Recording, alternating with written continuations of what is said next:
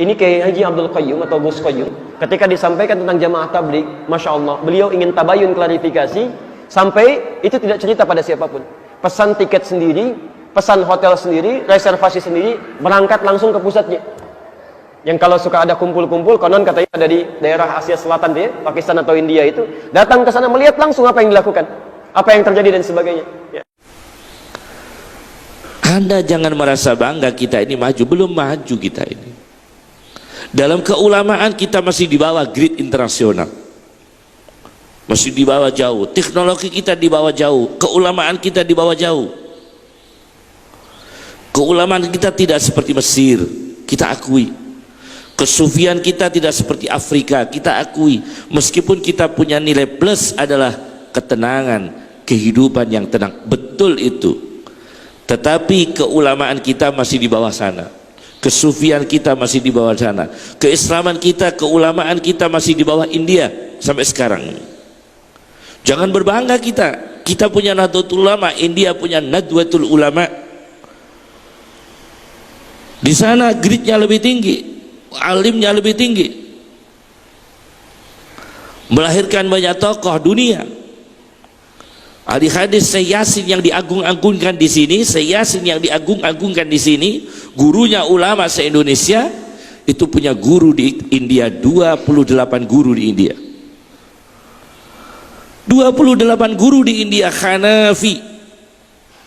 Mereka bermadzhab Hanafi, ada yang Wahabi dan sebagainya. Itu guru-guru Syekh Yasin, bisa saja ada yang Wahabi, Hanafi, ada yang fuqahanya Hanafinya Masya Allah ke sana. Tidak seperti Hanafi yang lain. Mungkin Hanafinya itu Hanafi yang kuat sekali, beda sekali dengan kita. Dan gurunya Syekh Yasin 28 di sana. Tanya itu muridnya, saksinya itu Ali Mas'adi itu, Mojokerto. Ada ya Ali Mas'adi ya? Kiai Ali Mas'adi, Mojokerto. Itu dulu di Sarang. Itu sekretarisnya Syekh Yasin Mekah. Itu cerita bahwa gurunya Syekh Yasin yang di India 28 guru tidak bermadzhab Syafi'i. Kenapa beliau bisa rukun? Karena keilmuan agamanya itu mapan dan mengikuti sirah-sirah ulama sebelumnya. Tidak ditanamkan beda, itu beda, itu beda, bukan begitu. Ini saya jelaskan dulu supaya sejuk sajalah. Anda ini tahu At-Tahanawi.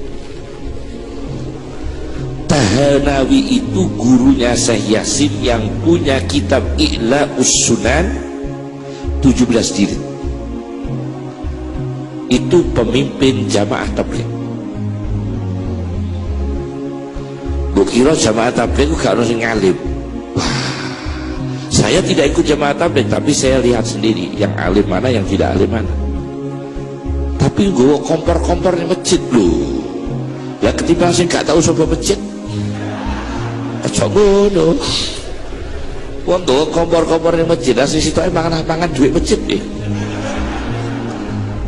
Jadi ana wong gotong-gotong kompor di masjid, tapi iktikaf di masjid situ belas orang tahu sholat, gak tahu poso.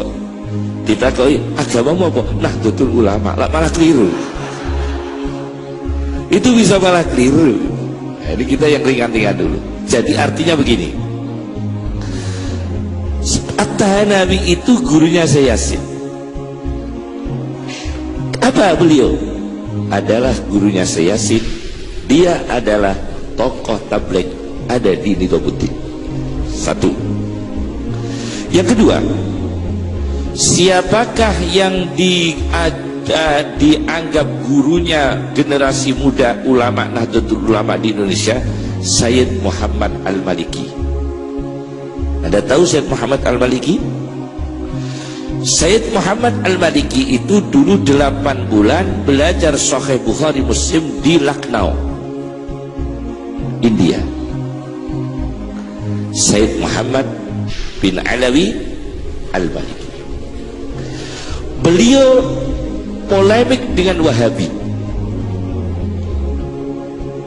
Kita-kita ini yang ngadepi Salafi sampai ngeyel-ngeyelan sampai mateng-matengan, itu kita kitabnya itu lo kadang orang ngerti. Kok ziarah kubur ahli sunnah, ke tawasul ahli sunnah. Lah sing gak tawasul ke ahli sunnah rokok. Lu kok ngerti kan rokok?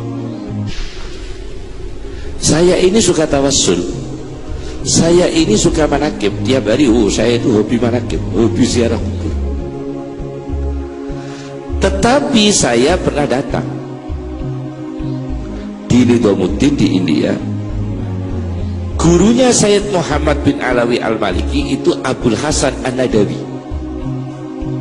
Itu gurunya seluruh ulama dunia. Al-Azhar itu kalau belajar hadis dikirim ke sana. Bukan India ke Mesir, Mesir yang ke India. Ulama Madinah, ulama Mekah itu semua belajar ke India, harus ke India. Di sana ada Abul Hasan An-Nadawi, penulis buku sirah terbaik di dunia, sirah Nabi.